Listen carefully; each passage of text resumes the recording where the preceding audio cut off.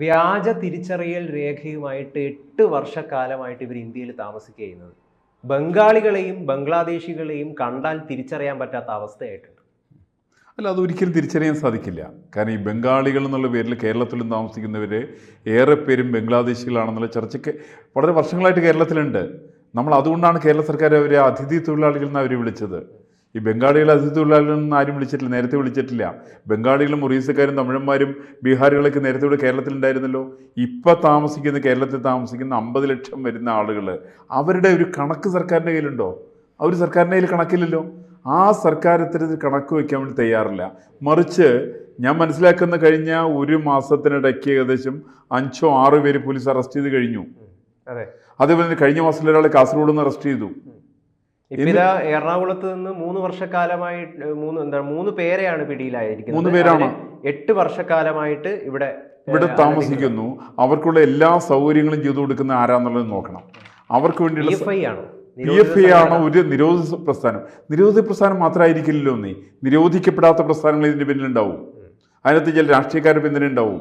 കാരണം ഇപ്പോൾ നമ്മൾ പഴയ കാലത്ത് CA സമരം വന്ന സമയത്ത് അതിനെ എതിർത്തവരാരൊക്കെയാണ്? കമാൽ പാഷ അടക്കമുള്ള ജഡ്ജിമാരെ അതിനെ എതിർത്തവരാണ്. അപ്പോൾ ഈ പറയുന്ന ജഡ്ജിമാരുടെ പങ്ക് ഇതിനെക്കുറിച്ച് അന്വേഷിക്കേണ്ടതല്ലേ? ഇവർക്ക് ഇക്കാര്യത്തിൽ പങ്കുണ്ടാവില്ലേ? ഇവർക്ക് ഇക്കാര്യത്തിൽ അവർ നിലപാട് വ്യക്തമാക്കേണ്ടതല്ലേ? അന്ന് പാകിസ്ഥാനിൽ നിന്നും ബംഗ്ലാദേശിൽ നിന്നും അഫ്ഗാനിസ്ഥാനിൽ നിന്നുള്ള നുഴഞ്ഞുകയറ്റക്കാരായിരിക്കുന്ന ആളുകൾക്ക് കൂടി ഇന്ത്യയിൽ പൗരത്വം വേണമെന്ന് ആവശ്യപ്പെട്ടവരാണ് ഇവർ. അതിനുവേണ്ടി കേരളത്തിന് നിയമസഭയിൽ പ്രമേയം പാസ്സാക്കിയിട്ടുള്ള ആളുകളാണ് ഇവർ, CAക്കെതിരായിക്കൊണ്ട്. ഇങ്ങനെ പാസ്സാക്കുന്നതിൻ്റെ പിന്നിലെ പ്രധാനപ്പെട്ട ഉദ്ദേശം ഈ പറയുന്ന നുഴഞ്ഞുകയറ്റക്കാരായിരിക്കുന്ന വിദേശികളായിരിക്കുന്ന ആളുകളെ പിന്താങ്ങുന്ന കാര്യത്തിൽ ഇവർ ശ്രദ്ധിക്കുന്നുണ്ടെന്ന് അർത്ഥം. ഇവർക്ക് താല്പര്യമുണ്ടെന്നാണ് അതിൻ്റെ അർത്ഥം. ആ താല്പര്യം കൊണ്ടാണല്ലോ കഴിഞ്ഞ 8 വർഷമായിട്ട്, അതായത് പൗരത്വ ഭേദഗതി ബില്ല് ഇന്ത്യൻ പാർലമെൻറ്റിൽ അവതരിപ്പിക്കുന്നതിന് മുമ്പ് തന്നെ കേരളത്തിലേക്ക് ഇവർ എത്തിച്ചേർന്ന് കഴിഞ്ഞിട്ടുണ്ട്. ഇന്ന് കേരളമാണ് ശരിക്കും സത്യത്തിൽ ഈ പറയുന്ന ബംഗ്ലാദേശികളുടെയൊക്കെ ഏറ്റവും വലിയ പ്രധാനപ്പെട്ട കേന്ദ്രം കേരളമാണ്. അതുകൊണ്ടാണ് ഇതിന് മിനി പാകിസ്ഥാൻ എന്നാണ് കേരളത്തെക്കുറിച്ച് എനിക്ക് തോന്നുന്നു മഹാരാഷ്ട്രയിലെ മന്ത്രി മറ്റാണ് അതിനെക്കുറിച്ച് പറഞ്ഞത്. മഹാരാഷ്ട്രയിലെ BJP MP ആണ്. അത് പറഞ്ഞ സമയത്ത് ഇവിടുത്തെ പലരും കരുതുള്ളി കേട്ടിട്ട് ഈ കരുതുള്ളുന്നതിൽ വലിയ കഥയില്ലാന്നുള്ളത് മനസ്സിലാവുന്ന അപ്പോഴാണ്. കാരണം എന്താ, ഇവിടെ കാസർഗോഡ് അറസ്റ്റ് ചെയ്യപ്പെടുന്നു, എറണാകുളത്ത് അറസ്റ്റ് ചെയ്യപ്പെടുന്നു. ഇത് മലപ്പുറം ജില്ലയിൽ മാത്രമല്ല അറസ്റ്റ് ചെയ്യപ്പെടുന്നത്, ഈ എറണാകുളം ജില്ലയിൽ താമസിക്കുന്ന ആളുകളിൽ 2 ലക്ഷത്തിൽ പരം വരുന്ന ആളുകൾ താമസിക്കുന്നത് പെരുമ്പാവൂരിലാണ്. അതുകൊണ്ട് പെരുമ്പാവൂരിൽ ബസ്സിൻ്റെ പോലും ബോർഡുകൾ വയ്ക്കുന്ന ഏതിൻ്റെ പേരിലാണ്? അവിടെയുള്ള ആളുകൾ സംസാരിക്കുന്ന ഭാഷ ഏതാണ്? മലയാളമല്ലല്ലോ സംസാരിക്കുന്നത്. നമ്മുടെ പെരുമ്പാവൂരിലെ ഒരു വലിയൊരു പീഡന കേസ് ഉണ്ടായിരുന്നു. ഒരു ജിഷ എന്ന് പറയുന്ന ഒരു പെൺകുട്ടിയുടെ, ഒരു അന്യസംസ്ഥാന തൊഴിലാളിയായിരുന്നു. അതെ, അവർ അന്യസംസ്ഥാന തൊഴിലാളിയാണോ അന്യരാജ്യ തൊഴിലാളിയാണോ എന്ന് നിശ്ചയമില്ല നമുക്ക്. അത് ആസാമാണോ ബംഗാളാണോ ബംഗ്ലാദേശാണോ എന്ന് നിശ്ചയമില്ല. കാരണം ഇപ്പോൾ ഇന്ന് കേരളത്തിൽ വരുന്ന ഭൂരിപക്ഷം വരുന്ന ആളുകൾ ബംഗ്ലാദേശികളാണെന്നാണ് പൊതു ചർച്ചയിലുള്ളത്. അതുകൊണ്ട് കേരളത്തിൽ തന്നെ തൊഴിൽ നോക്ക്. കേരളത്തിൽ നിർമ്മാണ തൊഴിലാളികൾ, അന്ന് കാസർഗോഡ് നിന്ന് അറസ്റ്റ് ചെയ്യപ്പെട്ട് നിർമ്മാണ തൊഴിലാളികളാണ്. 4 മാസക്കാലം അയാൾ ആസാമിൽ UAP ചെലുത്തിയിട്ടുള്ള ആളാണ് അയാൾ എന്നിട്ട് ഇവിടെ കാസർഗോഡ് നിന്ന് താമസിച്ചു. പോലീസ് അയാളെക്കുറിച്ച് അന്വേഷിച്ചില്ല. അവിടെ നിർബാധം അവിടെ സഞ്ചരിച്ചു എന്നാണ് കണക്കുകൾ സൂചിപ്പിക്കുന്നത്. അപ്പോൾ ഇതേപോലെ തന്നെയാണ് പെരുമ്പാവൂരത്തെ അവസ്ഥ. പെരുമ്പാവൂർ ആരൊക്കെയാണ് എവിടേക്കാണ് താമസിക്കുന്നത് വല്ല കണക്കും ആരുടെയും കയ്യിലുണ്ട്? പോലീസ് കഴിഞ്ഞ ദിവസം പിടികൂടിയത് അമീന എന്ന് പറഞ്ഞൊരു ആളെയാണ്. അമീനയാണ് വ്യാജ ID കാർഡ് നിർമ്മിച്ചു. അപ്പം വ്യാജ ID കാർഡ് നിർമ്മിച്ചു കൊടുക്കുന്ന ആളുകൾ ഇവിടെയുണ്ട്. ബംഗ്ലാദേശിൻ്റെ ID കാർഡ് ഇവരുണ്ടാക്കി കൊടുക്കും. അവിടെ കുറ്റകൃത്യങ്ങൾ ഏർപ്പെട്ടിരിക്കുന്ന ആളുകൾ, അവിടെ താമസിക്കാൻ പറ്റാതെ കണ്ട് ബംഗാൾ വഴിക്ക് കേരളത്തിലേക്ക് എത്തിച്ചേർന്നിട്ടുള്ള ആളുകൾ. അത് പഴയ കാലത്ത് ഉദയൻ നമ്പൂതിരിയുടെ പുസ്തകം ഉണ്ടായിരുന്നു, ഒരു ബംഗ്ലാദേശ് കൊറിഡോറിനെ കുറിച്ചുള്ള പുസ്തകം.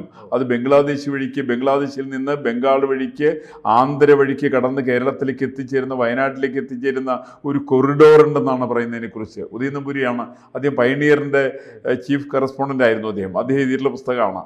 അപ്പോൾ അതിനകത്തെക്കുറിച്ച് എൻ്റെ ഓർമ്മ ഒരു 8-10 വർഷം മുമ്പ് ഇറക്കിയിട്ടുള്ള പുസ്തകമാണ്. അതിനകത്ത് ഈ കൊറിഡോറിനെ കുറിച്ചിട്ട് പറയുന്നുണ്ട്. ഈ പറയുന്ന അനധികൃതമായിരിക്കുന്ന ആളുകൾ ഇങ്ങോട്ടേക്ക് കുടിയേറി വരുന്നതിനെ കുറിച്ച് പറഞ്ഞിട്ടുണ്ട്. അങ്ങനെ വരുന്ന ആളുകളുടെ എണ്ണം ഇന്ന് നിയന്ത്രണാതീതമാണ്. ഈ സർക്കാർ നിയന്ത്രിക്കാൻ സാധിക്കുന്നില്ല. നിയന്ത്രണങ്ങൾക്കെല്ലാം അപ്പുറത്താണ്. അതിൻ്റെ ഒരു കണക്കുകൾ സർക്കാരിൻ്റെ കയ്യിലില്ല. ഈ സർക്കാരിൻ്റെ കയ്യിൽ കണക്കില്ലാത്തതുകൊണ്ടാണ് കേന്ദ്ര സർക്കാർ CAA ബില്ല് അവതരിപ്പിച്ചുകൊണ്ട് പറഞ്ഞത് ഇതിന് കണക്ക് വേണം. എത്ര ബംഗാളികളുണ്ട്, എത്ര ബീഹാറുകാരുണ്ട്, എത്ര ഒറീസക്കാരുണ്ട്, എത്ര ബംഗ്ലാദേശികളുടെ കണക്ക് വേണ്ടേ? കേരള സർക്കാർ പറഞ്ഞ് ഞങ്ങൾ കണക്ക് വയ്ക്കൂല, ബംഗ്ലാദേശികളുടെ കണക്ക് വയ്ക്കില്ല, അഫ്ഗാനിസ്ഥാൻ്റെ കണക്ക് വയ്ക്കില്ല, പാകിസ്ഥാൻ്റെ കണക്ക് ഞങ്ങൾ വയ്ക്കില്ല. പ്രത്യേകിച്ച് അവിടെയുള്ള ചില സംഘടിതമായിരിക്കുന്ന അവിടെ ഭൂരിപക്ഷം വരുന്ന, ഇപ്പം പാകിസ്ഥാൻ എന്ന് പറഞ്ഞാൽ ബംഗ്ലാദേശ് എന്നൊക്കെ പറഞ്ഞാൽ ഏകദേശം ഒരു മുസ്ലിം രാഷ്ട്രമാണ്. ആ മുസ്ലിം രാഷ്ട്രത്തിൽ മുസ്ലിങ്ങൾക്ക് ഒരിക്കലും അവിടെ സാമൂഹ്യ പ്രശ്നങ്ങളില്ല. അവരാരും അവിടെ എതിർക്കുന്നൊന്നുമില്ല. മറിച്ച് അവിടെ ഏറ്റവും കൂടുതൽ പ്രശ്നങ്ങൾ വരുന്നത് അവിടുത്തെ ന്യൂനപക്ഷ വിഭാഗത്തിനാണ് അവിടെ പ്രശ്നം വരുന്നത്. ഹിന്ദുക്കൾക്ക് വരുന്നു, ക്രിസ്ത്യാനികൾക്ക് വരുന്നു, ബുദ്ധമതക്കാർക്ക് വരുന്നു, ജൈനമതക്കാർക്ക് വരുന്നു. പക്ഷെ അവരെ അല്ല വേണ്ടത്, ഞങ്ങൾക്ക് ആവശ്യം അവിടുത്തെ തീവ്രവാദികളായിട്ടുള്ള ആളുകളെയാണ് എന്ന് പറഞ്ഞുകൊണ്ടാണ് കേരളത്തിൻ്റെ നിയമസഭയിൽ പ്രമേയം പാസ്സാക്കി, CAA എതിരായിട്ടുള്ള പ്രമേയം പാസ്സാക്കിയത്. ഇന്നിപ്പോൾ CAA നിയമത്തിൻ്റെ അനിവാര്യത നമ്മളെ ബോധ്യപ്പെടുത്തുന്ന ഈ സമയത്താണ്. എറണാകുളം ഒരു ജില്ലയിൽ മാത്രമാണ് ഒരു മാസക്കാലം കൊണ്ട് 5 പേര് പോലീസിൻ്റെ കസ്റ്റഡിയിലാവുക. ഇനി ഇതിൻ്റെ ഈ പോലീസ് കസ്റ്റഡിയിലായിട്ടുള്ള അവസ്ഥ കൂടി ഒന്ന് പരിശോധിക്കേണ്ടതാണ്. ഇതിലിപ്പോൾ സങ്കടം പറയുന്നത് എന്താണെന്ന് വെച്ച് കഴിഞ്ഞാൽ അവർക്ക് അവിടെ ദാരിദ്ര്യമായിട്ടുള്ളൊരു അവസ്ഥയല്ലേ, ഇവർ തൊഴിൽ തേടി ഇങ്ങോട്ട് വരുന്നതല്ലേ, അവരെ നമ്മൾ ഈ രീതിയിൽ ആക്രമിക്കാൻ പാടുണ്ടോ എന്നൊക്കെയുള്ളതാണ് ചില ആളുകൾ അതെ അതെ, അവരെന്ത് തൊഴിലാണ് അവർ നേടുന്നത്? അവരുടെ പ്രധാനപ്പെട്ട പരിപാടി എന്താണ്? ഇന്ന് എറണാകുളം ജില്ല മയക്കുമരുന്നിൻ്റെ ഹബ്ബാണല്ലോ, ഹബ്ബായിട്ട് മാറിയിട്ടുണ്ടല്ലോ. ഇവിടുത്തെ പ്രധാനപ്പെട്ട വിദ്യാഭ്യാസ സ്ഥാപനങ്ങളടക്കം മയക്കുമരുന്നിൻ്റെ കേന്ദ്രങ്ങളായിട്ട് പറയുന്നുണ്ടല്ലോ. എവിടെ നിന്നാണ് മയക്കുമരുന്ന് വരുന്നത്? ഏത് വഴിക്കാണ്? അതിനകത്ത് ബംഗ്ലാദേശ് വഴിക്കാണോ, അഫ്ഗാനിസ്ഥാൻ വഴിക്കാണോ? ആരാണത് കൊണ്ടുവരുന്നത്? സർക്കാരിൻ്റെ കയ്യിൽ എന്താ കണക്കുള്ളതിനെ കുറിച്ചിട്ട്? ബിവറേജിന് കണക്ക് സർക്കാരിൻ്റെ കയ്യിലുണ്ട്. ഒരാഴ്ചയിൽ തന്നെ നമ്മുടെ പത്രങ്ങളിൽ പലപ്പോഴും വരുന്ന വാർത്ത 25 കിലോ കഞ്ചാവ് പിടികൂടി, ആ വാർത്തകളാണ് വരുന്നത്. അത് എവിടെ നിന്നറിയില്ല. ഇപ്പം നമുക്കറിയില്ല, എറണാകുളം ജില്ലയിലെ പ്രധാനപ്പെട്ട പല വിദ്യാലയങ്ങൾ കേന്ദ്രീകരിച്ച് മയക്കുമരുന്നിൻ്റെ കച്ചവടമുണ്ട്. വിദ്യാർത്ഥികളെ കൊണ്ട് കച്ചവടം ചെയ്യിക്കുന്നുണ്ട്. ആരെ കച്ചവടം ചെയ്യിക്കുന്നത്? നമ്മുടെ നാട്ടുകാരാണോ? മലയാളികളാണോ? അല്ലല്ലോ. മറിച്ചാരാ? പുറത്തുനിന്നുള്ള ആളുകൾ പുറത്തുനിന്ന് കൊണ്ടിരുന്ന സാധനങ്ങൾ കേരളത്തിലെത്തിയിട്ട് പാവപ്പെട്ട കേരളത്തിലെ വിദ്യാർത്ഥികളെ കൊണ്ട് കച്ചവടം ചെയ്യിക്കുന്നു. അപ്പം അങ്ങനെ വിദ്യാർത്ഥികളെ വഴിതെറ്റിക്കുന്നൊരു സംവിധാനം കൂടി ഇത് കേരളത്തിൽ ഉണ്ടാകുന്നൊരു പ്രശ്നം ചെറിയ പ്രശ്നമല്ല. ഒന്ന്, കേരളത്തിൽ വിദ്യാർത്ഥികളെ മൊത്തമായിട്ട് ബാധിക്കുന്നു. പിന്നെ സർവ്വസാധാരണക്കാരിൽ ഉണ്ടാകുന്ന പ്രശ്നം നമുക്കറിയാലോ. ഇവിടെ എന്താ പറയുക, കാക്കനാട് കഴിഞ്ഞ ദിവസം 4 കോടി രൂപയുടെ സ്വത്തോ മറ്റാണ് കൊള്ളയടിക്കപ്പെട്ടൊരു വീട്ടിൽ നിന്ന്. ആരെ കൊള്ളയടിച്ചത്? ആർക്കും അറിഞ്ഞൂടല്ലോ. അല്ല, ഈ സെയ്ഫ് അലി ഖാന്റെ കുത്തിയ പ്രതി, ആ പ്രതി ബംഗ്ലാദേശിൽ നിന്നാണ് വന്നതെന്ന് നമുക്കറിയാം. അയാളുടെ പേര് വിജയ്ദാസ് ആണ്. അതിന് എത്രമാത്രം സത്യാവസ്ഥ ഉണ്ട് എന്നുള്ളത് ഇനി തെളിയിക്കപ്പെടേണ്ട ഒരു കാര്യമാണ്. ഇപ്പൊ ഇവിടെ പോലീസ് പറയുന്നത് എറണാകുളത്തിന്റെ നിരവധി സ്ഥലങ്ങളിൽ നിന്ന് പിടികൂടുന്ന ആളുകൾ ഒരുപാട് കാലം വ്യാജ പേരിൽ, പ്രത്യേകിച്ചും ഹിന്ദു പേരിലാണ് ഇവർ സ്വീകരിച്ചിട്ടാണ് ജീവിക്കുന്നത്. കേരളത്തിൽ വന്നിട്ട് അവർ പറയുന്നത് ഞങ്ങൾ ബംഗാളികളാണ്, ഞങ്ങൾ ഒറീസയാണ്, ഞങ്ങൾ ബീഹാറാണ്, അതുകൊണ്ട് ഞങ്ങളുടെ നാമം രാമൻ എന്നാണ്, ലക്ഷ്മൺ എന്നാണ്, ഗോവിന്ദൻ എന്നാണ്, വിജയദാസ് എന്നാണ്. ഇത് പറഞ്ഞ് കേരളത്തിൽ വന്ന് താമസിച്ച് ഇവിടെ ID കാർഡ് ഉണ്ടാക്കി, ഇതുപോലുള്ള ആളുകൾ ID കാർഡ് ഉണ്ടാക്കി കൊടുക്കും. അത് കഴിഞ്ഞാൽ കേരള സർക്കാർ ഇവർക്ക് റേഷൻ കാർഡ് ഉണ്ടാക്കി കൊടുക്കും. ഇവർ നാളെ വോട്ടേഴ്സ് ലിസ്റ്റിൽ പേര് ചേർക്കും. എനിക്ക് ബലമായ സംശയമുള്ളത് പെരുമ്പാവൂരിലുള്ള വോട്ടേഴ്സ് ലിസ്റ്റ് ഒരു വട്ടം കൂടി പുനഃപരിശോധിക്കേണ്ടതാണ്.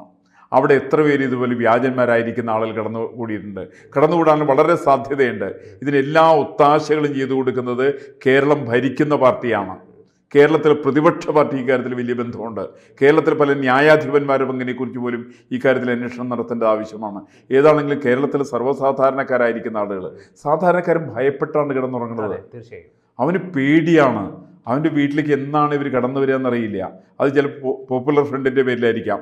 ഇതിനകത്ത് സഹായം ചെയ്ത് കൊടുക്കുന്ന പോപ്പുലർ ഫ്രണ്ടാണെന്നാ പറയുന്നത്. കാരണം ഇവരുടെ ഒരു ട്രാക്ക് റെക്കോർഡ് നമുക്ക് അറിയില്ല. ഇവർ എന്ത് കുറ്റകൃത്യം ചെയ്തിട്ടാവാം ഇങ്ങോട്ടേക്ക് വരുന്നത്? ആർക്കും അറിഞ്ഞൂടാ. അതിനെക്കുറിച്ച് സ്വഭാവം അറിയില്ല. അത് സർക്കാരിന് അറിയില്ല, പോലീസിന് അറിഞ്ഞൂടാ. ഈ പോലീസിൻ്റെ അടക്കം പണി ഇതൊന്നും അല്ല എന്നുള്ള മട്ടിലാണ് പോലീസ് വരെ നടന്നുകൊണ്ടിരിക്കുന്നത്. എന്ന് മാത്രമല്ല, ഇവർ സഹായിക്കുന്ന ആളുകളുടെ രാഷ്ട്രീയം നോക്കണം. അവൻ പോപ്പുലർ ഫ്രണ്ട് മാത്രമാണോ, അതോ അവൻ കോൺഗ്രസ്സുകാരനുണ്ടോ, അതിൽ കമ്മ്യൂണിസ്റ്റുകാരനുണ്ടോ, അവൻ മതത്തിന്റെ പേരിലാണോ നോക്കുന്നത്?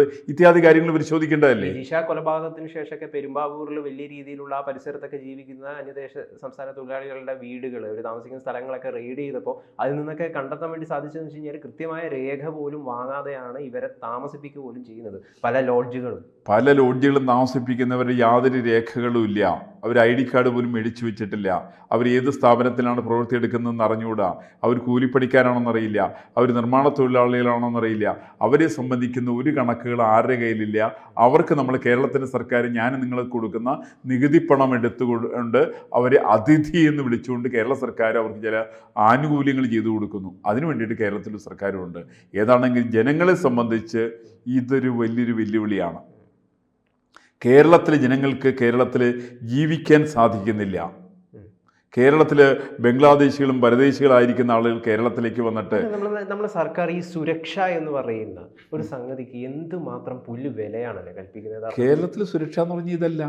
റോഡിൽ കൂടി ഹെൽമെറ്റ് വയ്ക്കാത്ത സുരക്ഷ, ആരെങ്കിലും വണ്ടിയുടെ മറ്റേ ബെൽറ്റ് ഇടാത്താണ് സുരക്ഷ. ബാക്കിയൊന്നും സുരക്ഷയല്ല. റോഡ് നന്നാക്കുന്ന സുരക്ഷയല്ല. റോഡിൽ കൂടി ആളുകൾ മയക്കുമരുന്ന് ഉപയോഗിച്ച് പോകുന്നത് സുരക്ഷയുടെ ബാധകമല്ല. അതേപോലെ തന്നെ വിദേശികളായിരിക്കുന്ന ആളുകൾ കേരളത്തിൽ വന്ന് താമസിക്കുന്നത് സുരക്ഷയെ ബാധിക്കുന്നില്ല. വീടുകൾ കൊള്ളയടിക്കുന്ന സുരക്ഷയെക്കുറിച്ച് ബാധിക്കുന്നില്ല. അതിനെക്കുറിച്ച് അന്വേഷിക്കാൻ പോലീസില്ല. ഈ സംവിധാനങ്ങൾക്കൊന്നും ഈ കാര്യങ്ങളിലൊന്നും യാതൊരു ശ്രദ്ധയില്ല. അവർ ശ്രദ്ധിക്കുന്നത് ആളുകളെ ഓടിച്ചിട്ട് പിടിച്ചിട്ട് പണം പിരിക്കുക എന്നുള്ളത് മാത്രമാണ്. കേരളത്തിലെ പോലീസിൻ്റെ പണി എന്താണ്? പോലീസിൻ്റെ പ്രധാനപ്പെട്ട പണി കേരളത്തിൽ ഹെൽമെറ്റ് വയ്ക്കാത്തതെന്നുള്ള പേരിൽ പെറ്റി കേസുകൾ ചാർജ് ചെയ്തുകൊണ്ട് കാറ് നോ പാർക്കിങ്ങിൽ വെച്ചു എന്ന് പറഞ്ഞുകൊണ്ട് ചാർജ് ചെയ്യുന്ന ആളുകൾ. ഇങ്ങനെയുള്ള കേരളത്തിൽ പോലീസിന്, എനിക്കറിയില്ല ഇത്തരം പോലീസിന് കേരളത്തിൽ ആവശ്യമുണ്ടോ എന്ന്. 10 കാശിന് കൊള്ളാത്ത ചില പോലീസുകൾ, അതിൻ്റെ പേരിലാണ് കേരളത്തിൽ ഇത്തരം കുറ്റകൃത്യങ്ങൾ പെരുകിക്കൊണ്ടിരിക്കുന്നത്. കേരളം ഒരു കുട്ടി പാകിസ്ഥാനായിട്ട് മാറുന്നു എന്നുള്ളത് മഹാരാഷ്ട്രയിലെ MP മാത്രമല്ല നമുക്കടക്കം ആരോപിക്കേണ്ടി വരുന്നത് ഇവരുടെ നിഷ്ക്രിയത്വം കൊണ്ടാണ്. ഇതിന് പരാമർശങ്ങളൊക്കെ തന്നെയാണ് പല മത നേതാക്കന്മാരും നടത്തുന്നത്. കുട്ടി പാകിസ്ഥാനെ പോലെയാണ് മത നേതാക്കന്മാർ. വലിയ പാകിസ്ഥാൻ്റെ ഭാഷയിലാണ് സംസാരിക്കുന്നത്. കാന്തപുരമൊക്കെ സംസാരിക്കുന്നത്. കാന്തപുരം മാത്രമല്ല, ജിഫ്രി തങ്ങളുടെ സംസാരം എങ്ങനെയാണ്? ഇയാളൊക്കെയാണ് സംസ്ഥാന പേരിലൂടെ അധ്യക്ഷനായിട്ട് അതിൻ്റെ ചുമതലപ്പെട്ട ആളുകളായിട്ട് നമ്മളോട് സംസാരിക്കുന്നത്. ഇതൊക്കെ സംസാരിക്കുന്ന ആളുകൾക്കെതിരായിട്ട് കൃത്യമായിട്ടുള്ള അന്വേഷണം വേണം. ഭൂരിപക്ഷമായാൽ കട്ടപ്പുകയാകുമോ എന്ന് ഏതെങ്കിലും ഒരു സാധാരണക്കാരൻ തോന്നിപ്പോവുകയാണെങ്കിൽ ഇത്തരം സാഹചര്യങ്ങളിലൂടെയൊക്കെ ആരെ കുറ്റം പറയാൻ പറ്റുമോ? ഇവർ ഭൂരിപക്ഷമാവണ്ട. ഇവരുടെ ശതമാനം ഇപ്പോൾ ഉള്ള 26-ൽ നിന്ന് 30 കടന്ന് 35 ആയാൽ കേരളത്തിൽ സർവ്വസാധാരണക്കാരന് ജീവിക്കാൻ സാധ്യമല്ലാത്ത രീതിയിലുള്ളൊരു സാഹചര്യം അവരുണ്ടാക്കും. അതിനൊരു സംശയം വേണ്ട. അതിന് സാധാരണ മുസ്ലിമിന് പങ്കില്ല എന്നൊക്കെ പറഞ്ഞാൽ ന്യായമാണ്, നമ്മളും അംഗീകരിക്കാം. പക്ഷേ തീവ്രവാദികളുടെ കയ്യിലേക്ക് ഇസ്ലാമിക നേതൃത്വം അവരുടെ കൈവശമാണ് എന്ന് പറയാതിരിക്കാൻ നിവൃത്തിയില്ല. ഇവരുടെ ഈ പരാമർശങ്ങൾ യഥാർത്ഥത്തിൽ ഇസ്ലാമോ ഫോബിയ ഇവർ തന്നെയാണ് യഥാർത്ഥത്തിൽ ഉണ്ടാക്കുന്നത്. വേറെ ആരും അത് ഉണ്ടാക്കണ്ട. ഇവര് തന്നെ സാധാരണ ആളുകളെ പറഞ്ഞ് പറ്റിക്കുകയാണ്. ഇസ്ലാമിനെ എതിർക്കുന്നു, ഞങ്ങളെ മുസ്ലിങ്ങളെ എതിർക്കുന്നു. മുസ്ലിങ്ങളല്ല ഇപ്പോൾ സാധാരണക്കാരനെ എതിർക്കുന്നത്. ഇവിടെ ഹിന്ദു എതിർക്കുന്നത് മയക്കുമരുന്ന് കച്ചവടക്കാരനെയാണ്, തീവ്രവാദത്തെയാണ് എതിർക്കുന്നത്. ബംഗ്ലാദേശിൽ നിന്ന് കേരളത്തിലേക്ക് കുടിയേറി പറത്തിരിക്കുന്ന ആളുകളാണ് എതിർക്കുന്നത്. അവരെ എതിർക്കുമ്പോൾ ഞങ്ങളെ എതിർക്കുന്നു, മുസ്ലിമിനെ എതിർക്കുന്നു എന്ന് പറഞ്ഞ് വലിയ വായിൽ കരയുന്ന ചില ആളുകളില്ലേ? ഈ കരയുന്ന ആളുകളാണ് ഇവരെ പിന്താങ്ങുന്ന ആളുകൾ. അതുകൊണ്ട് കരയുന്ന ആളുകളുടെ ചരിത്രവും കൂടി ഇതിൻ്റെ ഭാഗമായിട്ട് പരിശോധിക്കേണ്ടതാണെന്നാണ് എൻ്റെ അഭിപ്രായം. മയക്കുമരുന്നും തീവ്രവാദവും എതിർക്കപ്പെടേണ്ടത് മയക്കുമരുന്നും തീവ്രവാദവും ഒരേപോലെ തന്നെ ഒരു അമ്മയുടെ 2 മക്കൾ തന്നെയാണ്. ഈ മക്കളെ സപ്പോർട്ട് ചെയ്യുന്നവർ ആരാണെങ്കിലും അവർ രാജ്യദ്രോഹികളാണ്. അവർക്ക് കേരളത്തിൽ സ്ഥാനമില്ല, അവർക്ക് ഇന്ത്യയിൽ സ്ഥാനമില്ല. ശക്തമായിട്ട് നടപടിയെടുക്കാൻ കേരള സർക്കാർ തയ്യാറാവേണ്ടതാണ്. ശരി, നന്ദി, നമസ്കാരം.